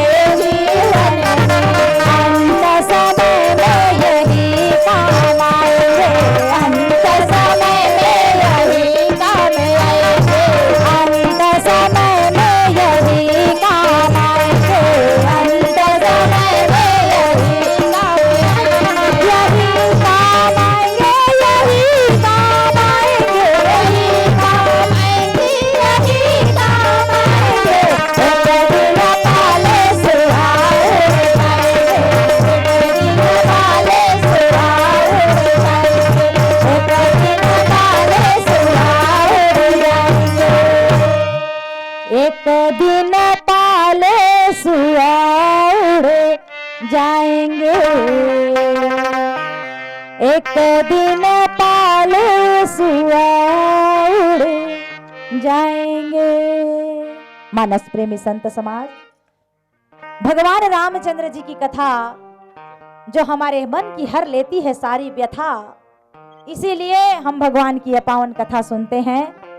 आगे कथा में वाल्मीकि ऋषि कहते हैं कि प्रभु, जो दूसरों की संपत्ति को देख के खुश होते हैं और आपको अपने प्राण प्रण से बढ़कर आपको सेवा करते हैं, आपको प्रिय होते हैं, उन्हीं के सुंदर घर में आपका वास हो। ऐसा कह करके वाल्मीकि ऋषि जो हैं राघवेंद्र सरकार को घर बताते हैं, और जो सब चीज में समान रहे, जो दूसरे के गुणों को आपका समझे, अपने गुणों को आपका समझे और अपने दोषों को अपना समझे, जिसे सब प्रकार से केवल आपका ही भरोसा हो। जो जाके शरण पड़े ताको ताकी लाज, है ना, जो जिसकी शरण में रहता है महतारी बहने माताओं बहनों, उसकी लाज को वही रक्षा करता है। कैसे? मैं आपको एक उदाहरण दे रही हूं। आप चले जाइएगा नदी नाले सरोवर में, समुद्र में, देख लीजिएगा, वहां आपको बड़ी बड़ी मछलियां मिलती हैं और अंदर गहराइयों में तैरती रहती हैं। रहती है ना तैरती। नदियों में जब बाढ़ का पानी आता है तो नदियां उल्टी बहती हैं, उल्टी बह जाती हैं वो। और क्यों बहती है? इसका एक ही कारण है कि पानी, मछली को केवल पानी का ही आसरा है। यदि आप मछली को पानी से निकाल कर बाहर कर देंगे तो मछली तड़प तड़प कर अपनी जान दे देती है, जिंदा नहीं रहती। यानी मछली का आधार क्या है? पानी। इसलिए पानी उसको कहता है कि ऐ मछली, तू मेरे आधार में रहती है, इसलिए मैं ही तेरा सहारा हूं। तो मछली गहरे पानी में भी जाती है तो कभी मरती नहीं, कितनों ही तैरते रहती है, कितनों वर्षों जीवित रहती है, वो मरती नहीं है। उल्टी धार में भी चली जाती है बह बह। और हमको यदि पानी में डुबा दिया जाए तो हम एक पल भी जिंदा नहीं रह सकते। क्यों? क्योंकि हमारा आधार पानी नहीं है मेरी माताओं। वैसे भगवान से भक्त कहते हैं कि जो भगवान को अपना आधार मानकर चलते हैं, उस भगवान को भी उसकी रक्षा करने के लिए आना ही पड़ता है। इसकी बहुत सारी कथाएं हमारे वेद और पुराणों में है कि कैसे एक हाथी को पैर को मगर पकड़ लेता है और हाथी जो है कमल के डाल को उठा करके भगवान से प्रार्थना करता है कि नारायण। नारायण का केवल ना और रा शब्द कहता है हाथी, यण भी नहीं कह पाता। और विष्णु भगवान आ करके अपने चक्र से उस मगर के गले को काट देते हैं और हाथी को जीवन दान दे देते हैं। कथा आपने सुनी है कि द्रौपदी की लाज की भगवान ने कैसी रक्षा की। मेरी लाज रखो गिरधारी, मैं शरण पड़ी तिहारी। हे रघुनंदन, हे केशव, हे माधव, मेरी लाज बचाओ। जब द्रौपदी भगवान के सहारे में गई तो भगवान ने उसको वस्त्र रूप धारण करके बचा दिया, है ना। ऐसी अनेक अनेक कथाएं। मीराबाई को उनके देवर ने, राणा जी ने विष का प्याला दे करके कहा कि ए मीरा, इस विष के प्याले को पी ले। क्यों? तू कुल कलंकिनी है, कुल घातिनी है, गली गली में नाचती रहती है, मैं तो गिरधर के संग राची, मैं तो नटवर के संग राची, ऐसा कहती रहती है, हमारे कुल को दाग लगाती है, मर जाना अच्छा है, पी ले जहर का प्याला।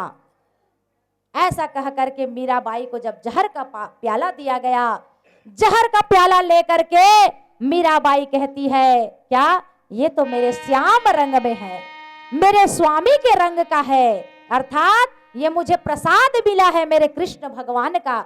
ऐसा कहकर विष का प्याला को पी जाती है और उस विष को पीने के बाद भी मीराबाई के जीवन को तनिक भी क्षति नहीं पहुंचती है। ये होता है भगवान की सच्ची शरणागति मेरी माताओं। जब हम भगवान के सच्चे शरण में जाएंगे, उसके चरणों में अपने को समर्पित करेंगे तो उसको आना ही पड़ेगा।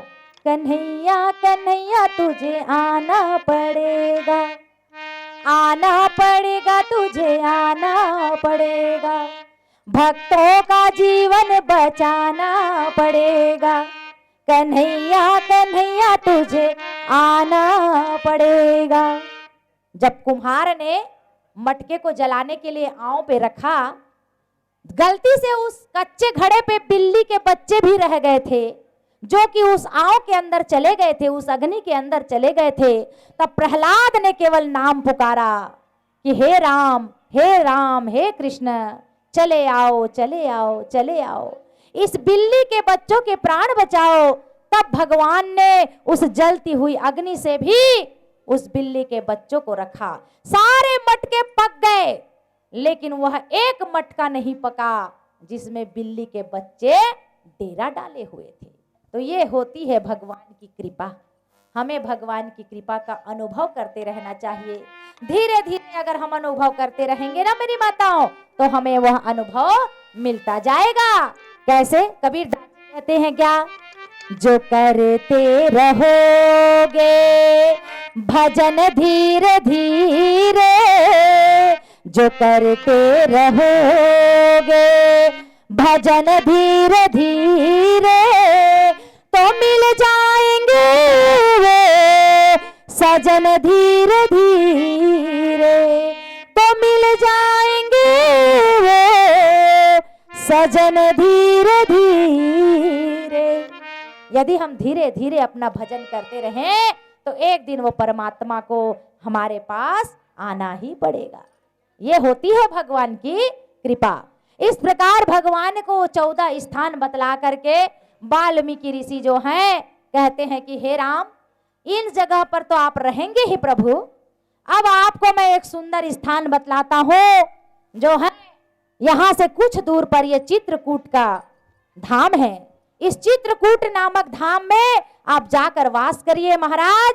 यहाँ मंदाकिनी नदी बह रही है और सुंदर 5 प्रकार के वृक्ष लगे हैं, आम, नीम, बरगद, पीपल, पाकड़।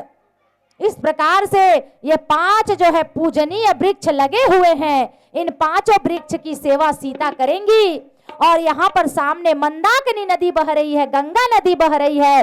गंगा नदी के जल में आप स्नान करिएगा, भोजन बनाइएगा, शीतल शीतल हवा आपको मिलती रहेगी। ऐसा यह चित्रकूट का प्यारा सा निकेतन आपको मिलेगा।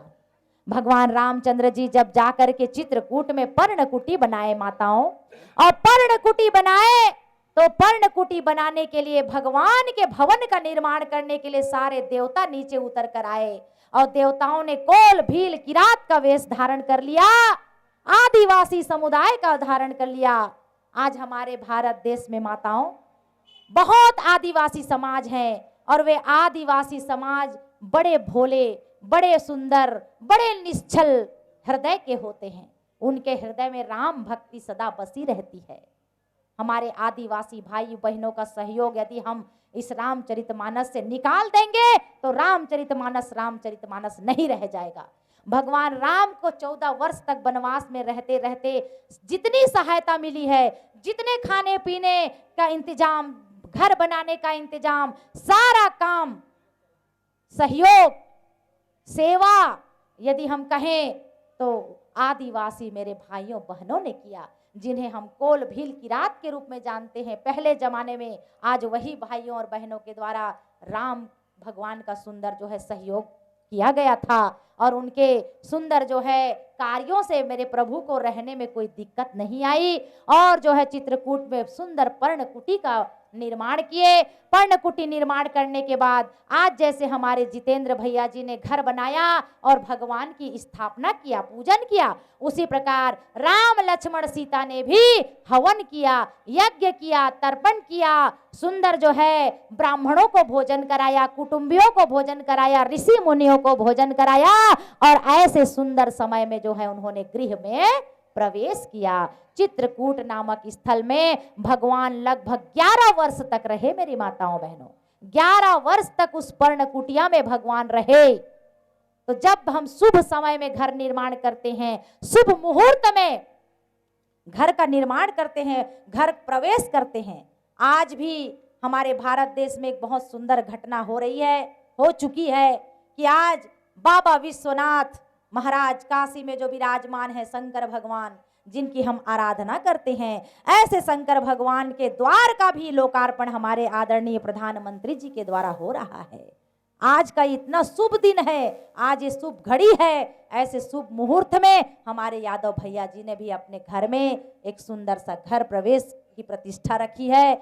हम उन्हें कोटि कोटि बधाई देते हैं, हम उन्हें आशीर्वाद देते हैं अपने मंडली की तरफ से कि भगवान राघवेंद्र सरकार की कृपा सदा आपके ऊपर बनी रहे, सदा सदा आप सनातन धर्म का पालन करते रहें, सदा सदा आपके द्वार में कभी कोई भूखा ना जाए, कभी कोई प्यासा ना जाए, कभी कोई वांछित होकर के ना जाए। आपके घर में सदा अन्न लक्ष्मी का भंडार भरा रहे और जो है आपके घर में अतिथि आए प्रसन्न होकर के जाएं, यही हमारी शुभकामनाएं हैं। क्योंकि भगवान ने भी हमको सिखलाया है, हमारे वेद पुराण कहते हैं अतिथि देवो भवः, विप्र देवो भवः, मातृदेवो भवः, पितृदेवो भवः। इन पांचों चीजों से हम हमेशा मिलते रहते हैं, माता पिता अतिथि विप्र और जो है अकिंचन भिक्षा भिखारी, ये भी देवता होते हैं। ना जाने किस रूप में आ जाए भगवान, समझ ले रे मूर्ख इंसान, ना जाए किस वेश में कब आ जाए श्री हरि भगवान। भगवान कब कहां किस वेश में आ जाते हैं किसी को पता नहीं चलता। बहुत प्रसिद्ध कथा है, याद आ गया तो कहती हूँ। संत एकनाथ जी महाराज रोटियां बना रहे थे अपने लिए और रोटी बना के रख रहे थे, तभी एक कुत्ता आ गया और कुत्ता आकर के उसकी रोटी को चुरा करके ले जा रहा था। संत एकनाथ जी महाराज डंडा देकर नहीं दौड़े, दौड़े जरूर, अरे कुत्ते रुक जाओ रुक जाओ रुक जाओ। किसी ने देखा हो, क्यों महाराज आप क्यों कुत्ते के पीछे भागे जा रहे हैं? अरे महाराज मैं रोटियां बनाया, अब मेरे प्रभु कुत्ते के रूप में आए और लेकर रोटियां भाग रहे हैं, मैं इसलिए दौड़ रहा हूं कि जरा उसमें घी तो लगा दूं महाराज। इतनी क्या जल्दी थी, थोड़ा घी ही लगवा लेते फिर ले जाते, है ना। ऐसा कहकर एकनाथ महाराज जब उस कुत्ते के पीछे दौड़े तो भगवान को भी दौड़कर आना पड़ा कि ये तो हर रूप में मुझको देखता है, इसलिए इस रूप में भी मेरे को इसको दर्शन देना ही होगा। और भगवान ने उसको उसी रूप में दर्शन दिया। तो हमारी भावना ही प्रधान होती है, हम जिस भाव से भगवान को देखते हैं भगवान हमें उसी रूप में दर्शन देते रहते हैं। इसीलिए कभी भी भगवान कोई भी रूप लेकर के आ सकते हैं और आ क्या सकते हैं, सबके हृदय में भगवान बसते हैं, सबके हृदय में बसे हैं भगवान।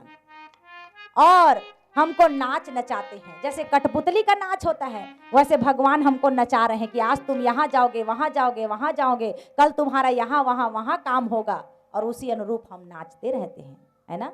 तो सबके घट में है भगवान, घट घट में बसे भगवान, मैं कहाँ खोजूं तेरी मूरत और कहाँ खोजूं तेरा जो है ईमान। हे प्रभु आप तो घट घट में बसे हैं, इसलिए जिससे भी मिलिएगा अपने जीवन में कभी कठोर वाणी का प्रयोग मत करिए, जिससे भी मिलते हैं बढ़िया विनम्र भाषा से बात करिए, जिसके साथ जैसा व्यवहार उचित होता है ज्ञान पड़ता है उसके साथ वैसा व्यवहार करिए, तो आपका जिंदगी जीना सार्थक हो जाएगा।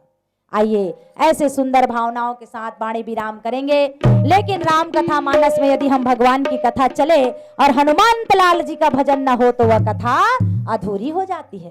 क्यों? हनुमंत लाल जी का एक ही वाणी है, क्या? हमें तो राम का गुणानवान गाना है, हमें तो राम का गुणानवान गाना है, जहाँ जहाँ राम भजन वहाँ वहाँ जाना है, जहाँ जहाँ राम भजन वहाँ वहाँ जाना है। राम के कथा लोग गाते सुनाना है, राम के कथा लोग गाते सुनाना है, जहाँ जहाँ राम भजन वहाँ वहाँ जाना है, जहाँ जहाँ राम भजन वहाँ वहाँ जाना है। माताओं बहनों बंधुओं, जहां जहां भगवान का भजन होता है वहां वहां हनुमंत लाल जी महाराज निश्चित रूप से विराजमान होते हैं। आज ये माटी बड़ी पवित्र हो गई है, आज ये धरती ये घर पवित्र हो गया है, क्योंकि भगवान वाणी के रूप में भजन के रूप में आज इस घर के कोने कोने में भगवान का डेरा हो गया है। इसलिए आइए मिलजुल कर हम हनुमंत लाल जी महाराज को भजें, उनकी स्तुति करें, उनकी आराधना करें। हमारा यह भजन कहता है क्या?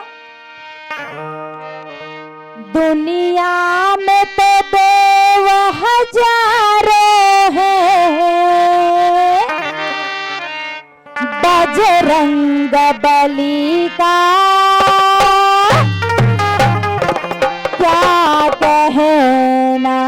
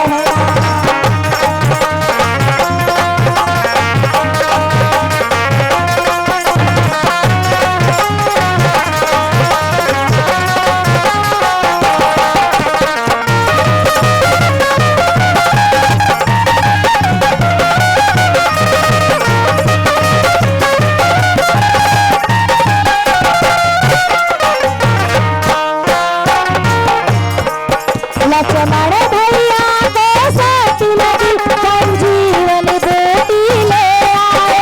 लक्ष्मण भैया को साथ लगी संजीवन बूटी लाने गए। लक्ष्मण भैया को साथ लगी संजीवन बूटी लाने गए। लक्ष्मण भैया को साथ लगी संजीवन बूटी लाने गए। पर्वत को उठाना जा गया। लक्ष्मण को बचाना जा गया। दुनिया में मेरा हजारों बजरंग बली का गया। दुनिया में मेरा हजारों बजरंग बली का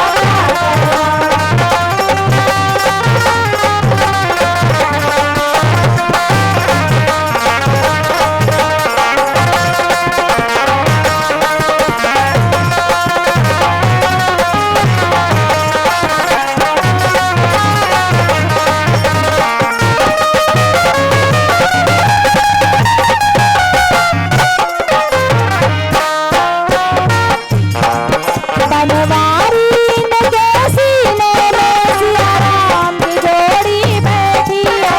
बनवारी के सीने में सिया राम की जोड़ी बैठी है। बनवारी के सीने में सिया राम की जोड़ी बैठी है। बनवारी के सीने में सिया राम की जोड़ी बैठी है। ले राम दीवाना क्या कहना गुणगाए जमाना जा गया। ले राम दीवाना हजारों है बजरंग बली का क्या कहना। दुनिया में तेरे हजारों है बजरंग बली का क्या कहना। दुनिया में तेरे हजारों है बजरंग बली का क्या कहना। वीर हनुमाना अति बलवाना। वीर हनुमाना अति बलवाना। राम नाम रसियो रे मन रसियो रे। राम नाम रसियो रे रसियो रे। बोल हनुमंत लाल महाराज की जय।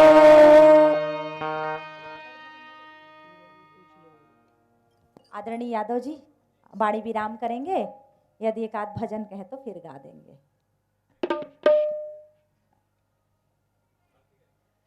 ठीक है।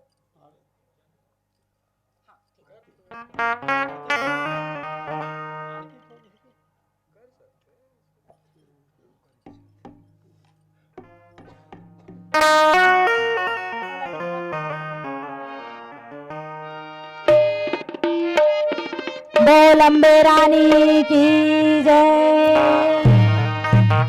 बोला दुर्गा का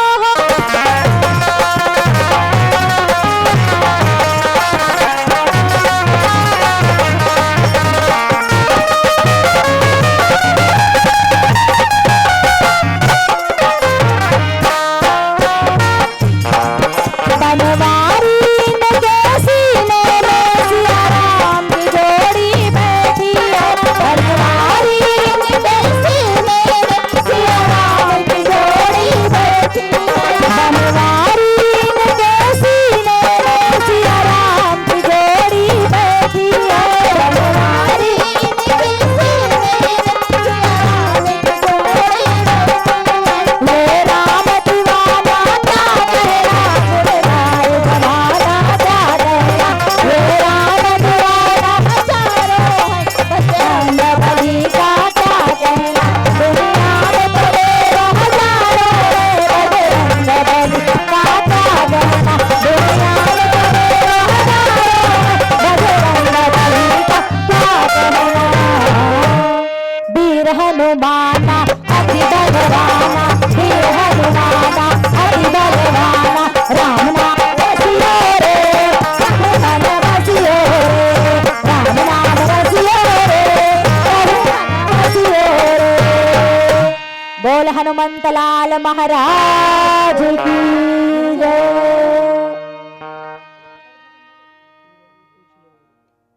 आदरणीय यादव जी वाणी विराम करेंगे। यदि एक आध भजन कहे तो फिर गा देंगे।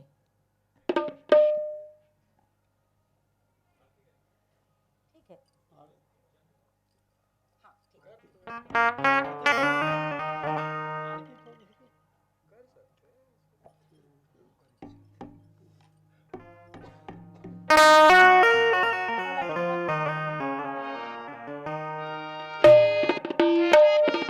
बोल अम्बे रानी की जय। तोला दुर्गा कहा पातर है पुजारी है माता रानी।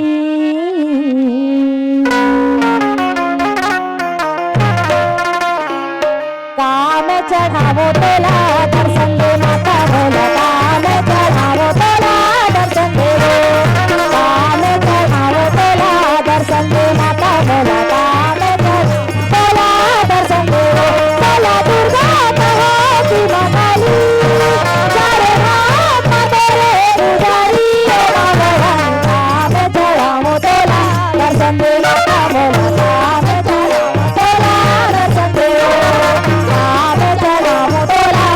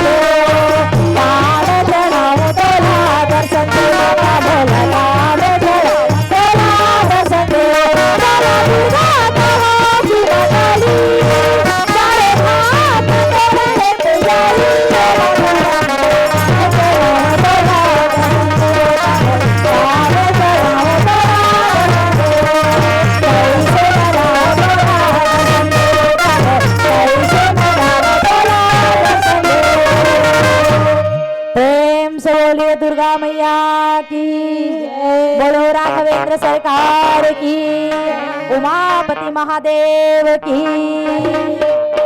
संत समाज की।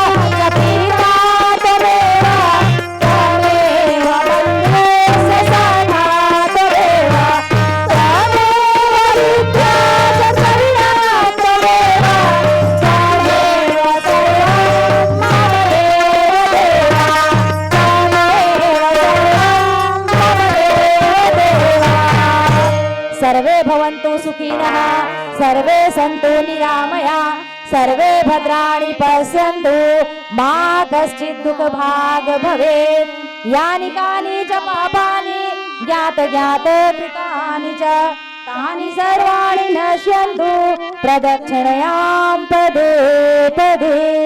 भगवान को पुष्पांजलि अर्पित करिए, हाथों में पुष्प लीजिए।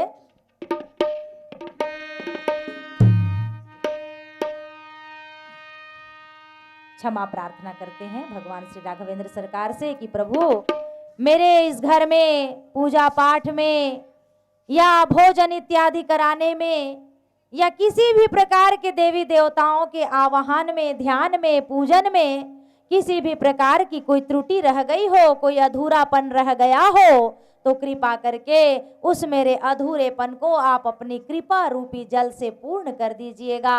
ऐसी प्रार्थना करते हुए भगवान राघवेंद्र सरकार के चरण कमलों में यह भजन स्तुति। आवाहनम न जानामि पूजनम, विसर्जनम न जानामि क्षमस्व परमेश्वरः। मंत्रहीनं क्रियाहीनं भक्तिहीनं सुरेश्वरम्, यत्पूजितं मया देव परिपूर्ण तदस्तु मे। अपराध शतं कृत्वा जगदम्बेति चोच्चरेत्, या गति समवाप्नोति ब्रह्मदेव नैव सुरा। सापराधो अस्मि शरणं प्राप्तस्त्वां जगदम्बिके, इदानीमनुकम्पयो अहं यथेच्छसि तथा कुरु। अज्ञानाद् मिश्रये भ्रान्त्या यन्नूनम् अधिकं कृतं, तत्सर्वं क्षम्यतां देव प्रसीद परमेश्वरः। गुहाति गुहप्नोत्रि त्वं गृहाणास्मत्कृतं जपं, सिद्धिर्भवतु मे देवी तत्प्रसादात् सुरेश्वरी। बोल लखन सिया रामचंद्र की जय, उमापति महादेव की जय, गौरी सुत गजानंद की जय, पवन सुत हनुमान की जय, घर के समस्त कुटुंब जनों की जय, सभी देवी देवताओं की। बोले धर्म की अधर्म का प्राणियों में विश्व का हर हर महादेव की जय। पुष्पांजलि को भगवान श्री राघवेंद्र सरकार के चरण कमल में अर्पित कर दीजिए और भगवान को सहृदय से नमस्कार करिए।